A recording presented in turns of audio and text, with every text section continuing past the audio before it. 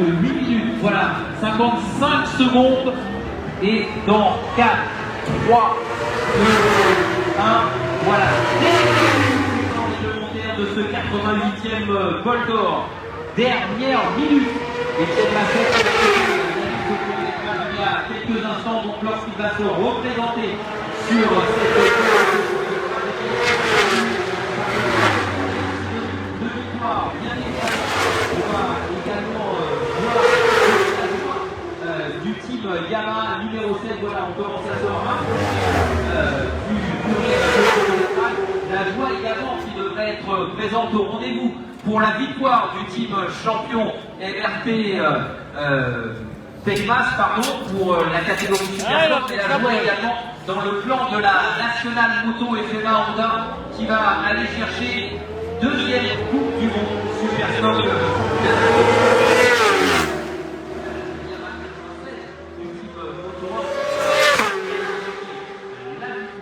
Et la consécration reviendra dans cette toute nouvelle catégorie à l'équipe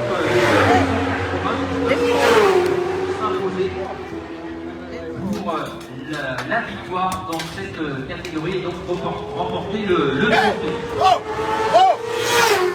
Allez, on suit la Suzuki numéro 1 dans quelques instants. On appelle désormais la courbe du Garlavant, le virage du pont. Et si vous êtes présent dans les tribunes, eh bien c'est le moment de vous faire entendre, de saluer comme il se doit la troisième victoire consécutive pour la Suzuki Yoshimura Serre Motule. Voilà, Étienne Masson qui s'arrête sur le panneau de chronométrage de son équipe et qui check ses mécaniciens. Salué par Greg Black et par Dan Lindfoot. Victoire pour la Suzuki numéro 1, mais ça ne suffira pas malheureusement à un point près parce que oui, Jason O.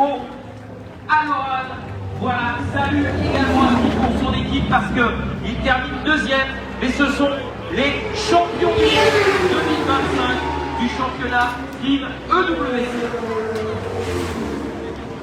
Avec beaucoup d'émotions, hein. Regardez beaucoup de monde là, sur cette pit lane pour saluer les pilotes. Et la question, on va terminer troisième. Eh bien, Loris Cresson, en tout cas, il a franchi la ligne d'arrivée. Il est évidemment parce qu'il offre la victoire à cette BMW en ce qui concerne la catégorie Super Stock. La joie, bien évidemment, dans le team Yacht Yamaha pour ce troisième champion du monde, après celui de 2009, après celui de 2003. J'ai peur.